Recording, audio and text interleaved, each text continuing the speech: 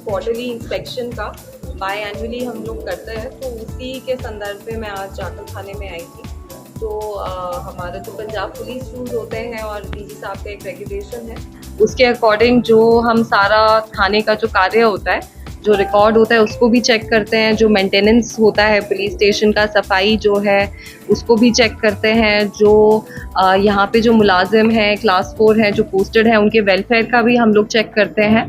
जो क्राइम की स्थिति है उसको भी चेक करते हैं। जो एफआईआर दर्ज हुई है, कंप्लेंट्स का डिस्पोजल हुआ है, वेरिफिकेशन का डिस्पोजल हुआ है, जो पुलिस सर्विसेज जो अलग अलग सर्विसेज प्रोवाइड करती हैं उनका डिस्पोजल, क्या करंट ट्रेंड है क्राइम का, कहाँ पे ज़्यादा क्राइम हो रहा है, कौन सी बीट में ज़्यादा हो रहा है, क्या जोग्राफिकल स्पेशल स्प्रेड है क्राइम का, उस सारी चीज़ को हम लोग स्टडी करते हैं। और उसी पर्पस के लिए सिस्टम जो है ये बना हुआ है, और उसी संदर्भ में आज मैं जाखल में आई थी। इंस्पेक्शन के दौरान क्या खामी और प्रॉब्लम मिली? जी, यहाँ का काम मोरलेस ठीक है। जो केसेस हैं उनका डिस्पोजल भी ठीक है, टाइमली डिस्पोजल है, रिकॉर्ड का मेंटेनेंस भी बिल्कुल ठीक है। जो थोड़ी बहुत कमी पेशी है वो हमने नोट कर ली है और यहाँ के स्टाफ को भी इन्फॉर्म कर दिया है। देखिए, जो थाना है वो ऑलरेडी शहर में ही स्थित है। अगर हम ज़्यादा यूनिट्स खोलते हैं तो फोर्स तो वही रहती है और वो फोर्स स्प्लिट हो जाती है, तो ज़्यादा फोर्स को स्प्लिट करने का भी फ़ायदा नहीं रहता है। चौकी खोलने की आवश्यकता वहाँ पे होती है जहाँ डिस्टेंस बहुत ज़्यादा हो और किसी को आने में या अप्रोच में या थाने की लोकेशन इस प्रकार की हो कि किसी को आने में दिक्कत लगे। तो प्राइमा फेसी तो नहीं लगता कि जाखल में एक अलग चौकी सेटअप करने की ज़रूरत है। फिर भी जो लोग इस बात की डिमांड कर रहे हैं उनसे एक बार डिस्कशन कर लेंगे किस वजह से वो कह रहे हैं नीड है।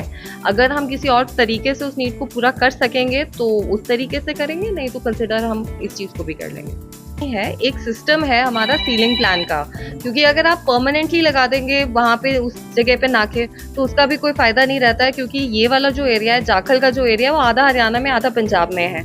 जब इलेक्शंस हुए थे तो हमने एक एक कच्चा रास्ता भी मैप आउट किया था, सारे रास्ते मैप आउट करे थे। तो हमने जो हम रेगुलरली भी करते रहते हैं, तो कई मतलब यहाँ से 50 रास्ते निकलते हैं। तो ऐसा नहीं है कि आप 2 रास्ते बंद कर लेंगे तो मूवमेंट पूरी तरह रुक जाएगा। तो परमानेंट नाके लगाने के अपने फायदे होते हैं, पर परमानेंट अगर आप एक ही जगह डेली उसी टाइम पे नाका लगाते हो तो उसके अलग प्रॉब्लम्स होती हैं। हम लोगों ने अपने लेवल पे सीलिंग प्लान बनाए हुए हैं, तो जब भी कोई वारदात होती है तो उसकी इमीडिएटली वीटी की जाती है अक्रॉस द स्टेट, और जो कंसर्न नेबरिंग एरियाज होते हैं वहाँ पे नाकाबंदी भी करी जाती है। और पिछले 10 दिनों में ही 3 स्नैचिंग के इंसिडेंट्स हुए थे जो सीलिंग प्लान के थ्रू इमीडिएटली पकड़े गए हैं। जो अगले मतलब इंसिडेंट होने के 2 या 3 घंटे के अंदर वो लोग पकड़े गए हैं, और जो नाके लगाए हैं या जो ईआरवीज पेट्रोलिंग कर रही थी वीटी के थ्रू, उसी के द्वारा वो पकड़े गए हैं। तो ये जो चीज़ है, ये सिस्टम है, एक इवॉल्विंग सिस्टम है। नाकेबंदी जो सीलिंग प्लान होते हैं उसके नाके भी हम लोग हर 1-2 महीने बाद चेंज करते रहते हैं। हम उसके मॉक एक्सरसाइजेस भी करते हैं। हम लोग एक मॉक वीटी कर देते हैं कि वहाँ से फलानी जगह से ऐसा इंसिडेंट हो गया, ऐसी गाड़ी है, उसको रोकिए। तो प्रैक्टिस करने के लिए हम वो भी करते हैं। परमानेंट नाकाबंदी के अपने एडवांटेजेस हैं, बाकी जो आप बात कह रहे हैं उसको हम लोग देख लेते हैं। जो आप बात कह रहे हैं उसको हम देख लेते हैं, अगर जरूरत होगी तो वहाँ पेट्रोलिंग व्हीकल हम कर देंगे। बहुत बड़ा है, यहाँ कर्मचारियों की बहुत कमी है। जी देखिए, कर्मचारी जो है उनकी जो डिप्लॉयमेंट है वो हम लोग registration, complaint, number of villages, उसके हिसाब से प्रोपोर्शनली करते हैं पूरे डिस्ट्रिक्ट में। तो यहाँ पे 9 थाने हैं, जुरिस्डिक्शनल थाने हैं, उसके अलावा 3 स्पेशल थाने हैं, ट्रैफिक, एसएचओ और विमेन। तो और उसके अलावा ऑफिसर्स का स्टाफ होता है, जो जेल की गार्ड्स होती हैं उनका स्टाफ होता है, टेम्पररी और परमानेंट नाकाज होते हैं, बहुत कई अलग अलग प्रकार की ड्यूटीज होती हैं।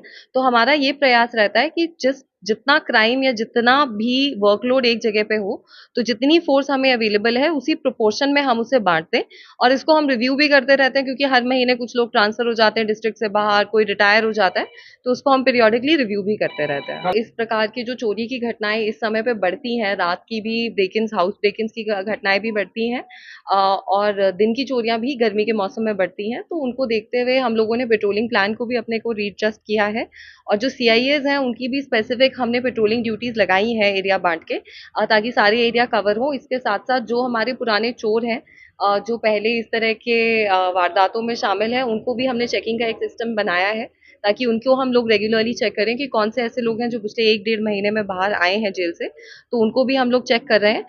बाकी सीसीटीवी जो भी इंसिडेंट हुआ है, सीसीटीवी वगैरह और जो भी साइंटिफिक एड्स हैं उनसे हम लोग प्रयास करेंगे कि जल्द से जल्द वो खुल जाए। नशा नशा के बारे में बताइए नशे मैम, का डॉक्टर भी कारोबार नशा भी में मैडम करता जी है। बहुत जोरों से चल रहा है। ऊपर हमने काफी काम किया है, जैसे कि आपको पता होगा कि पिट एनडीपीएस नाम का एक लॉ है, कानून है, जिसके अंतर्गत एक पूरे साल तक प्रिवेंटिव डिटेंशन की जा सकती है किसी व्यक्ति की।